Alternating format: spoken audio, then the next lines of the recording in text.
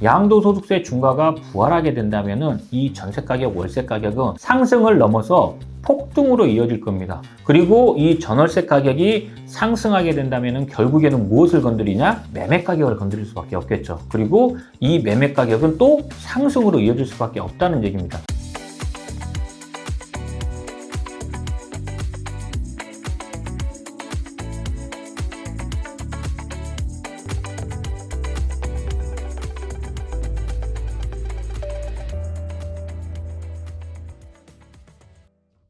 네, 안녕하십니까. 부동산 인사이트 신성민입니다. 2026년도 새해 처음으로 인사드리는데요. 올 한 해 여러분들 모두 건강하시고 26년도에는 우리 시청자 여러분들 모두 부동산으로 성공적인 재테크가 되기를 기원드리겠습니다. 26년도 새해가 시작된 지도 어느덧 일주일 정도가 지났습니다. 정부에서는 공급 대책을 발표한다고 했는데 지금 공급 대책보다는 세금 강화가 먼저 나올 것 같습니다. 이재명 정부에서 2026년도 경제성장 전략 보고서가 발표가 됐습니다. 자, 여기서 부동산 정책 부분은 어떤 내용을 담고 있는지 한번 살펴보도록 하겠습니다. 세부적인 내용은 안 나왔고 핵심적인 내용만 간략하게 나와 있기 때문에요. 이 핵심적인 내용만 말씀을 드리겠습니다. 먼저 부동산 공급 확대입니다. 자, 부동산 공급 자체는 올 한 해는 부동산 공급 확대를 대폭으로 많이 늘려가지고 공급을 하기 때문에 이 부동산 공급 확대를 통해서 부동산 시장을 안정화시키겠다라는 게 경제성장 전략 보고서의 첫 번째 내용인 거고, 두 번째로 이제 재정이라든가 세제 그리고 공공혁신 분야인데, 이 재정 분야라든가 아니면 세제 부분 그리고 공공혁신 분야에서 언급해야 될 게 뭐냐면은 여러분들도 많이 아시다시피 5월 9일에 폐지냐 연장이냐 이 부분이 논의된 게 바로 양도소득세 중과입니다. 양도소득세 중과가 부활하느냐 아니면은 양도소득세 중과 유예가 계속해서 연장이 되느냐, 이 부분이 경제성장 전략 보고서에서 언급이 돼야 되는데 이 부분이 언급이 없다는 얘기입니다. 그러면은 결국에는 양도소득세 중과는 부활한다고 생각을 하셔야 됩니다. 그리고 이런 부분은 많은 부동산 경제 기자들도 어느 정도는 예감하고 있습니다. 경제성장 전략 보고서가 나오자마자 부동산 뉴스들이 뭐라고 나왔는지 한번 살펴본다면은, 자, 4년 만에 양도세 부활, 집주인들 버티기 조짐, 또 노무현 그리고 문재인 정부의 전철을 밟나라는 기사 내용이 있고요. 다주택자 양도세 중과 부활, 더 심각한 거는 거래 절벽을 부를 것이다 라는 기사 내용도 보이고, 세금은 늘고 집은 안 팔리고 다주택자들 같은 경우에는 증여를 고민한다라는 기사 내용도 보입니다. 많은 부동산 전문 기자들이 이런 기사를 쏟는 이유가 뭘까요? 결국에는 올 한 해 부동산 정책을 발표하는 자리에서 이 양도소득세 중과가 폐지된다거나 아니면 양도소득세 중과 유예가 연장되거나 이런 내용이 없기 때문에 양도소득세 중과는 다시 부활한다라고 생각을 할 수밖에 없다는 얘기입니다. 더 심각한 거는 이 양도소득세 중과 부활이 시장에 미치는 영향입니다. 양도소득세 중과 부활로 시장에 미치는 영향은, 정부에서는 이 양도소득세 중과를 부활시키는 가장 큰 목적은 다주택자들이 가지고 있는 물건들을 시장에 내놓기 위해서 이 양도소득세 중과를 부활시키는데 오히려 반대 현상이 시장에 벌어질 겁니다. 다주택자들 같은 경우에는 물건을 시장에 내놓기보다는 차라리 버티기 전략을 들어갈 거고, 자, 이 버티기 전략을 못하는 다주택자들 같은 경우에는 오히려 자녀들에게 증여로 넘겨버린다는 내용입니다. 자, 그렇게 된다면은 매물이 증가하는 게 아니라 오히려 매물이 감소하는 게 더 가팔라진다는 내용입니다. 매물이 감소하게 된다면은 필연적으로 따라오는 게 뭐냐면은 전월세 가격의 상승입니다.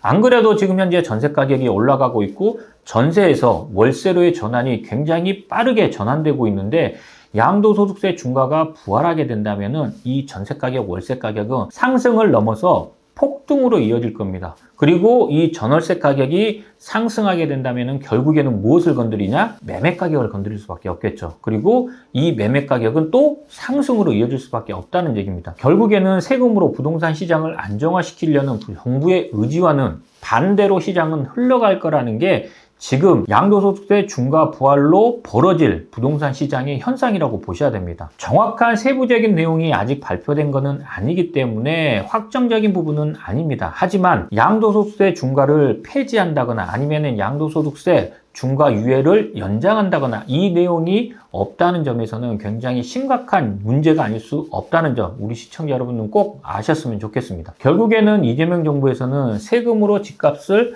안 잡겠다고 했는데 세금으로 집값을 잡으려다 더 큰, 더 왜곡된 부동산 시장을 불러올 수 있다는 점 꼭 아셨으면 좋겠고, 그리고 두 번째로 우리가 눈여겨봐야 될 게 뭐냐면은 토지거래 허가구역입니다. 지난 12월이었죠. 김용범 정책실장이 기자 간담회에 나가서 이런 얘기를 했습니다. 현재 토지거래 허가구역은 길게 끌 수가 없다. 임시적인 조치다라는 얘기를 했습니다. 자, 그리고 나서 많은 부동산 전문가들이 뭐라고 했냐면은 토지거래 허가구역은 곧 풀린다, 해제된다 라는 얘기들을 많이 했는데 과연 올해 정부에서 토지거래 허가구역을 풀어줄까요? 저는 토지거래 허가구역은 풀리지 않는다고 봅니다. 대신에 토제를 해제하기보다는 일부 지역만 남겨놓고 나머지 지역은 해제된다, 이런 정책으로 나올 가능성이 굉장히 큽니다. 왜?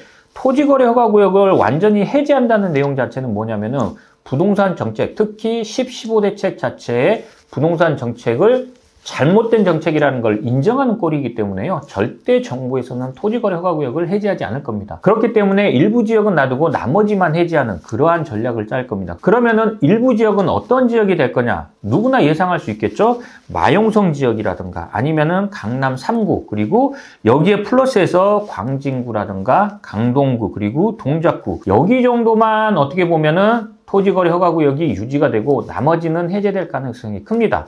자, 왜 그런지도 한번 살펴본다면은 이런 지역들 같은 경우에는 부동산 가격 자체가 작년, 재작년에 부동산 가격들이 급등한 지역들입니다. 그러다 보니까 어쩔 수 없이 토지거래 허가구역을 계속해서 유지할 수밖에 없고, 또 지금도 누구나 원하는 지역이다 보니까 언제든지 가격이 폭등할 수 있는 지역이기 때문에 이들 지역은 남겨놓고 나머지 지역들은 해지할 가능성이 큽니다. 왜냐하면은 올해 6월 3일날 지방선거가 있다 보니까 이 민주당의 텃밭인 이런 지역들 같은 경우에는 토지거래 허가구역을 해지할 수밖에 없겠죠. 지방선거를 의식을 안 할 수는 없기 때문에 토지거래 허가구역은 일부 지역은 해제될 가능성이 크다. 대신에 핵심 지역들, 한강벨트 이런 지역들 같은 경우에는 토지거래 허가구역 그리고 규제지역, 조정대상구역은 그대로 유지될 가능성이 크다라고 보셔야 될 것 같습니다. 그리고 마지막 세 번째가 바로 종합부동산세입니다. 이 종합부동산세 같은 경우에는 강화하기보다는 아마도 그대로 유지될 가능성이 큽니다. 많은 사람들이 종합부동산세가 올라갈 거다, 상향될 거라는 얘기들을 많이 했는데 올 한 해 부동산 가격이 너무 많이 상승하다 보니까 공시가격 자체가 많이 상승함으로써 이 세제 자체, 종합부동산세